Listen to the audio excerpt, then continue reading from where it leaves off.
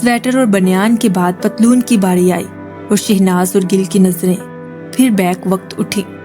पतलून को पेटी के बजाय एक पुरानी धज्जी से, जो शायद कभी नकटाई रही होगी, खूब कस के बांधा गया था। बटन और बक्सूए गायब थे।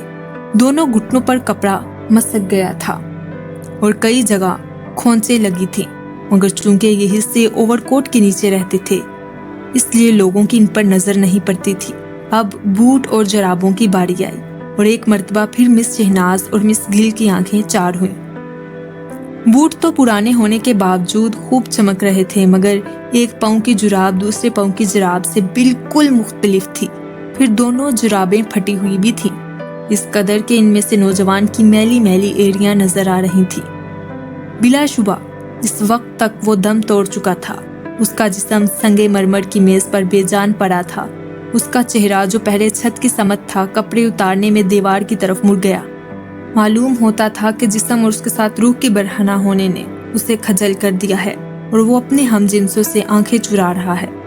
उसके ओवरकोट की मुख्तलिफ जेबों से जो चीजें बरामद हुईं वो ये थी: एक छोटी सी स्याह कंघी, एक रोमाल, 6.5 आने, एक बुझा हुआ आधा सिगरेट, एक छोटी सी डायरी जिसमें नाम और पते लिखे थे, नए ग्रामोफोन रिकॉर्डों की एक माहाना फहरिस्त और कुछ इश्तिहार जो मटर गश्त के दौरान इश्तिहार बांटने वालों ने उसके हाथ में थमा दिए थे और उसने उन्हें ओवरकोट की जेब में डाल दिया था। अफसोस कि उसकी बेद की छड़ी, जो हादसे के दौरान में कहीं खो गई थी, इस फहरिस्त में शामिल न थी।